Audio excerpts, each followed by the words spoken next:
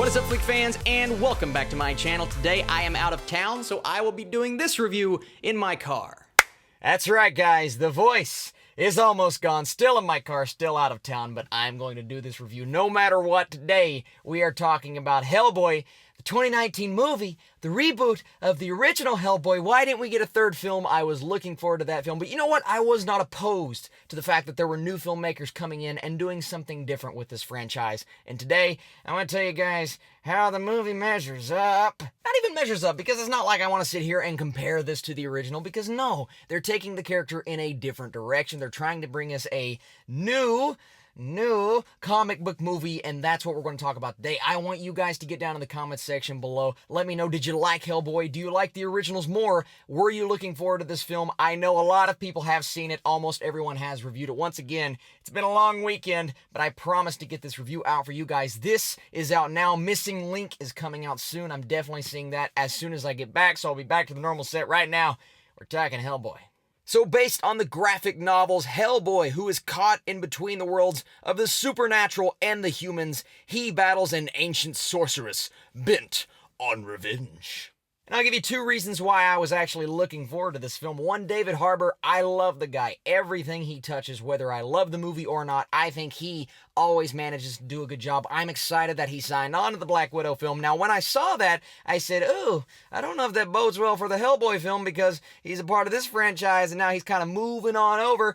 Okay, and then you have Neil Marshall as the director, and I really enjoyed Neil Marshall so far from a directing standpoint. Now, The Descent, I think, is by far his best movie, but I was excited to see him tackle the comic book genre. But here's what I needed from this movie. I needed Hellboy to do something really different from the first one to set itself apart, make it look like it had a reason to exist, and I needed this movie to not be a cliche and conventional comic book movie that looked like it belonged in the early 2000s, because that's the vibe I got from the trailers. I didn't like the trailers really at all. The only trailer that I truly enjoyed was the most recent, I think, teaser. It wasn't even a trailer, but it was a hard R-rated spot. I'm like, oh, I like the violence. I like the R-rated. I like that they're going darker and deeper. This isn't going to be as funny as maybe the originals or as cartoony as the first two Hellboys. Now, I love that for those films, but we have Neil Marshall coming in, a guy who knows horror, so bring those horror elements.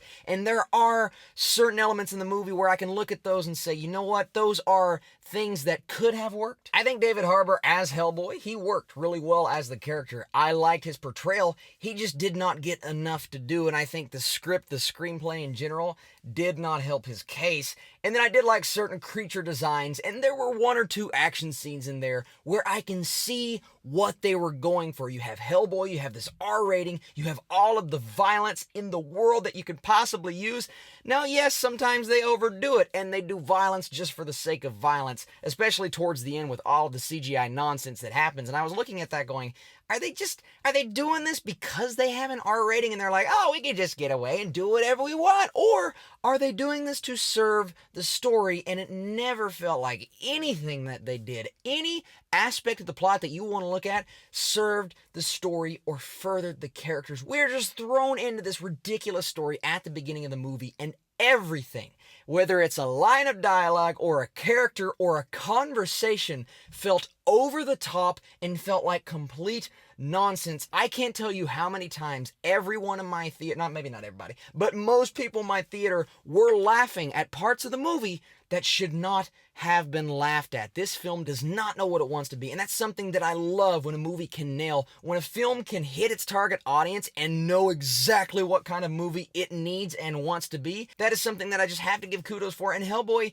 just doesn't know. The characters are so one-dimensional. They are not fleshed out, and then when they try to flesh something out, they throw you into a ridiculous flashback scene that does nothing for the audience. All it does is give you an exposition dump, but it doesn't give exposition on things that we need to know about the story. No, it's fleshing out things that happened many years ago or things that happen with characters that we just don't care about. And this villain, aka Alice from Resident Evil, is completely ridiculous. Her line delivery was horrible. Every line is delivered in this way, with this manner and these expressions. And it's comedic. The very first scene of the movie, this ridiculous black and white flashback scene, characters are acting so serious and over the top, and you have this voiceover telling the story of these epic characters, and then you bring in King Arthur and Merlin. And how many times have we shoehorned King Arthur into a story, Transformers,